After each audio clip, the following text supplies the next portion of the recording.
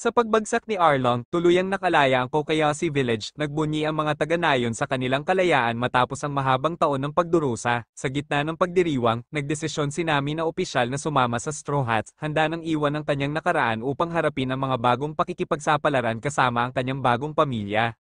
Matapos talunin sina Don Krieg, Buggy, at Arlong, si Luffy ang naging pinaka-pinaghahanap na pirata sa East Blue na nagkamit ng 30 milyong berries na bounty, ang pinakamataas sa rehiyon. Ang balita ng kanyang pag-angat ay kumalat sa buong dagat, umabot sa mga kaalyado at kalaban, maging si Shanks ay narinig ang tungkol sa pag-usbong ni Luffy sa mundo ng mga pirata at nagdiwang sa tagumpay ng kanyang protektado.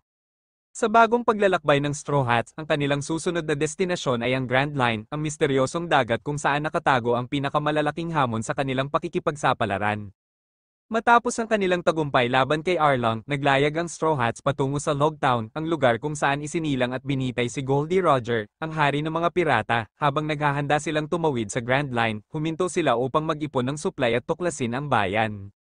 Si Luffy, sabik na makita ang lugar kung saan natapos ang buhay ng kanyang idolo, ay nagtungo sa execution platform, ngunit may panganib pala na nagbabadya dahil may mga lumang kaaway na nag-aabang. Habang naghahanap ng kapalit para sa kanyang mga espada matapos ang laban kay Mihawk, nakatagpo ni Zoro si Tashigi, isang Marine Sergeant Major na may malalim na kaalaman sa mga espada. Sa pagkagulat ni Zoro, hawig na hawig ni Tashigi ang kanyang kababatang kaibigan na si Kuaina. Nakita ni Tashigi ang bihirang espada ni Zoro at agad na nakipag-usap sa kanya tungkol dito. Dahil sa kakulangan ng pera, humiling si Zoro sa may-ari ng tindahan ng murang espada. Ipinakita sa kanya ang isang espada na sinasabing isinumpa, ang Sandai Kitetsu. Upang subukan ng kanyang kapalaran, itinapon ni Zoro ang espada sa hangin at inilagay ang kanyang braso sa daraanan nito. Sa kabutihang palad, lumagpas lamang ang espada, nagpapatunay na mas malakas ang kanyang kapalaran kaysa sa sumpa. Sa pagkamangha, ibinigay ng may-ari ang espada kay Zoro ng libre, kasama ang isa pang espada, ang Yubashiri, isang dekalidad na espada na nararapat lamang sa isang tunay na mandirigma. Samantala, nagkaroon ng alitan si Usopp kay Carol, ang anak ng kilalang bounty hunter na si Daddy Masterson. Nagresulta ito sa isang duel sa pagitan ni Usopp at Daddy. Natalo si Usopp sa laban, ngunit nang malaman ni Daddy na si Usopp ay anak ni Usopp, ang maalamat na sniper ng grupo ni Shanks, ibinahagi niya kung paano minsang natalo siya ni Usopp sa isang paligsahan. Inspirado sa pamana ng kanyang ama, hinamon muli ni Usopp si Daddy. Sa pagkakataong ito, pinaputok ni Usopp ang isang weather vane sa pamamagitan ng pinakapuno nito, isang hamon na halos imposibleng magawa, ngunit sa matinding determinasyon, nagtagumpay si Usopp sa isang eksaktong tama, nagkamit ng sniper goggles bilang gantimpala. Habang nag-iikot sa Log Town, inambush ng pinagsanib na puwersa nina Buggy at Alvide si Luffy, nahuli nila si Luffy at dinala siya sa execution platform, nagbabalak na ipaghiganti ang kanilang pagkatalo sa kamay niya sa pamamagitan ng pampublikong pagbitay. Dumating sina Zoro at Sanji upang iligtas si Luffy, ngunit huli na sila. Gayunpaman, sa isang hindi inaasahang pangyayari, isang kidlat ang tumama sa execution platform, sumira dito, at nailigtas si Luffy mula sa tiyak na kamatayan. Pagkatapos ng kaguluhan, lumitaw si Smoker, isang makapangyarihang marine captain na may plum-plum fruit na nagbibigay sa kanya ng kakayahang kontrolin ang usok. Habang abala si Smoker sa pagdakip kina Buggy at Alvida, itinoon niya ang kanyang pansin kay Luffy.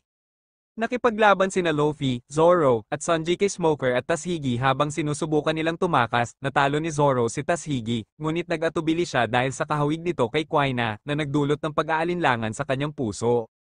Ngunit si Luffy, sa kabila ng kanyang lakas, ay walang laban kay Smoker dahil sa kanyang Logia powers. Nang halos mahuli na si Luffy, isang misteryosong lalaki ang sumulpot, si Dragon, isang malakas na bugso ng hangin ang bomb-alot sa Log Town, nagbigay daan sa pagtakas ng Straw Hats. Habang tahimik na pinapanood ni Dragon ang pag-alis ni na Luffy at ng kanyang mga kasama, nanatiling isang misteryo ang kanyang tunay na layunin, ngunit isang bagay ang tiyak, ang paglalakbay ng Straw Hats patungo sa Grand Line ay magsisimula na. Habang naglalayag patungo sa Grand Line, isa-isang ipinahayag ng Straw Hats ang kanilang mga pangarap. Ang layunin ni Luffy ay maging hari ng mga pirata. Zoro, maging pinakadakilang swordsman sa buong mundo. Nami, ang gumuhit ng mapa ng buong mundo. Usopp, maging isang matapang na mandirigma ng karagatan. Kay Sanji naman, matagpuan ng All Blue, ang maalamat na dagat kung saan nagtatagpo ang lahat ng uri ng isda mula sa iba't ibang karagatan. Sa bawat pangarap na binigkas, mas lumalalim ang kanilang determinasyon habang papalapit sila sa pinakamapanganib na karagatan sa mundo. Ang pagpasok sa Grand Line, ang Reverse Mountain hindi nagtagal, narating ng Straw Hats ang Reverse Mountain, kung saan ang puwersa ng karagatan ay nagtutulak ng agos paitaas bago bumuhos sa Grand Line. Habang umaakyat ang Going Merry sa mapanganib na agos, biglang lumitaw ang isang dambuhalang balyina sa kanilang daraanan.